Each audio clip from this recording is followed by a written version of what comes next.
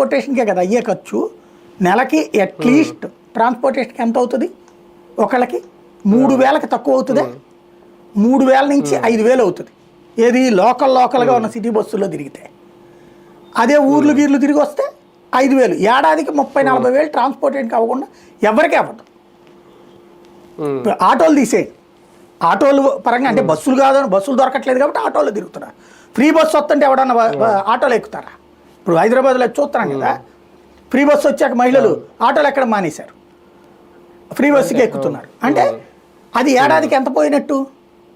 వాళ్ళకి ఆ ట్రాన్స్పోర్టేషన్ కష్టం అంతా పడినట్టే కదా వాళ్ళని ఎత్తిన, అది పోయినట్టే కదా. నిరుద్యోగ భృతి నెలకి 3,000 రూపాయలు చెప్పునంటే ఏడాదికి 12 36,000 పోయినట్టేగా.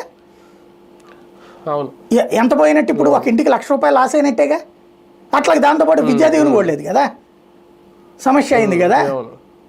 అట్లా గ్యాస్, సరే గ్యాస్ అంటారా, పోనీ 2,000 రూపాయలు మిగతాది ఖర్చు పెట్టుకున్నారు అనుకుందాం. ఒక గ్యాస్ సిలిండర్ ఇచ్చారు, 2 సిలిండర్లు ఇవ్వలేదు, నెక్స్ట్ ఇయర్ నుంచి ఇస్తారంటున్నారు కదా.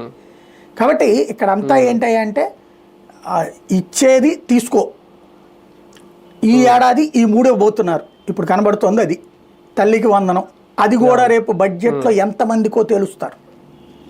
మేబీ బయటికి చెప్పరు అనుకుంటా ఏది ఎంతమందికి అనేది చెప్పకుండా బడ్జెట్ ఇంత కేటాయించామంటారు.